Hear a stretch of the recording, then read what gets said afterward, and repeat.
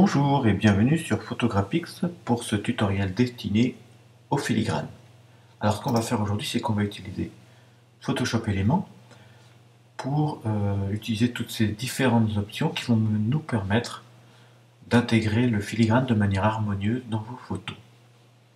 Alors c'est parti, donc voilà la photo que je souhaite partager sur le net. Je prends donc l'outil texte, je clique un peu au hasard on va dire sur la photo et je tape mon texte. Je valide ici par OK. Voilà mon texte. Alors maintenant, je peux évidemment prendre l'outil déplacement pour le mettre où j'ai envie. Je vais jouer sur l'opacité du calque parce que là je le trouve trop visible, donc on va baisser ici, on va le mettre, on va dire aller à 60% par exemple. Ce que je peux également faire, c'est jouer sur son mode d'incrustation, son mode de fusion, pardon. C'est-à-dire, là par exemple, vous voyez, je suis en blanc, bon. Mais si par exemple je change le mode de fusion et que je passe sur incrustation, vous voyez, on arrive à quelque chose de beaucoup plus doux. Alors bon, dans les tons foncés, c'est quasiment invisible, donc ça va pas être bien, il faudra prendre un autre mode. Mais par exemple dans le ciel, ça s'intègre de manière beaucoup plus homogène dans la photo. En général sur les pierres, alors prises en plein jour, ça donne des effets qui sont relativement sympathiques. Alors on va rester quand même là-dessus. Ce que je peux faire aussi, parce que je ne suis pas très satisfait de la police que j'ai choisie, je double-clique sur le T ici, et je viens choisir une police plus sympa. Alors j'ai envie de dire que le plus dur ce sera presque de choisir la police. Allez, on va partir sur celle-là. C'est un peu petit, on va grandir tout ça.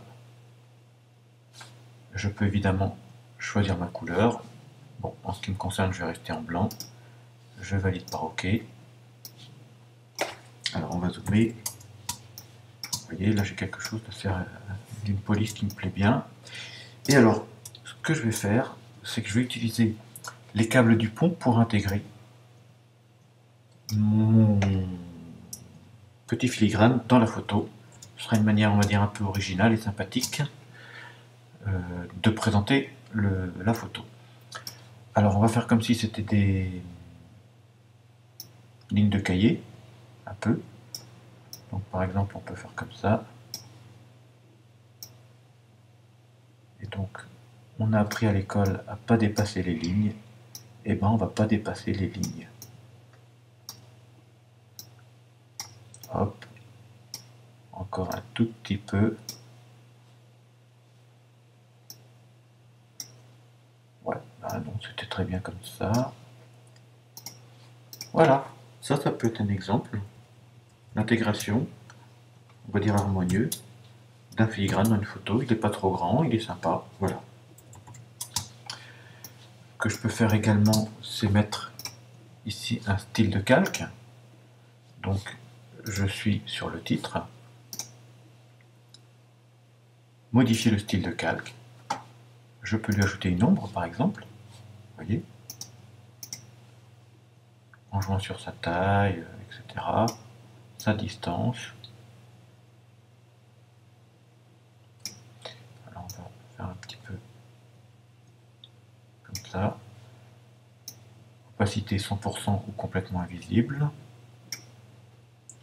On peut même rajouter une lueur. Bon, vous voyez, il y a différentes options qui s'offrent à vous. Biseautage. Alors attention à pas trop rajouter, en général c'est pas très sympa si on rajoute trop de choses. Un contour, un pixel, 0 pixel comme vous voulez. Atténuer, vous voyez.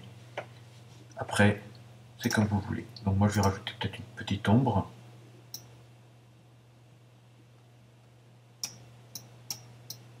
Comme ça me semble pas trop mal. Juste un tout petit peu. Ok, donc ça c'est une option. On peut également profiter, une fois que vous êtes d'accord sur la police de caractère que vous avez choisie, sa taille et sa couleur, pour Alors attendez, je vais revenir en arrière en fait, sinon ça va pas être probant comme résultat. Voilà. Donc imaginons que vous soyez d'accord sur la couleur, la taille et la police. Ce que vous pouvez faire maintenant, c'est, enfin la taille à la limite non parce on va la remodifier. C'est simplifier le calque. En simplifiant votre calque, ça ne va plus être un calque de texte. Hop, ça disparaît, ça devient un élément graphique comme un autre. Et ce que je vais faire, c'est que je vais utiliser la fonction commande T ou CTRL T sur PC pour avoir ici donc une possibilité d'utiliser l'option inclinaison qui apparaîtra par le raccourci que je vous ai donné. Et par exemple ici, ça peut être super intéressant d'utiliser l'outil, c'est un peu comme de la perspective, hein, pour venir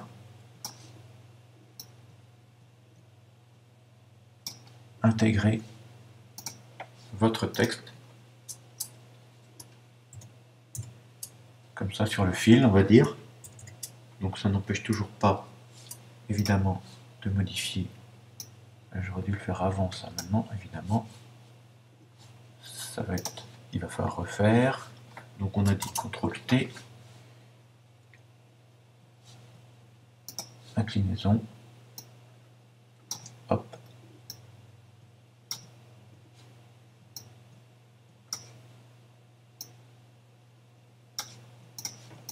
Et voilà, donc quelque chose d'assez rigolo, d'assez sympa.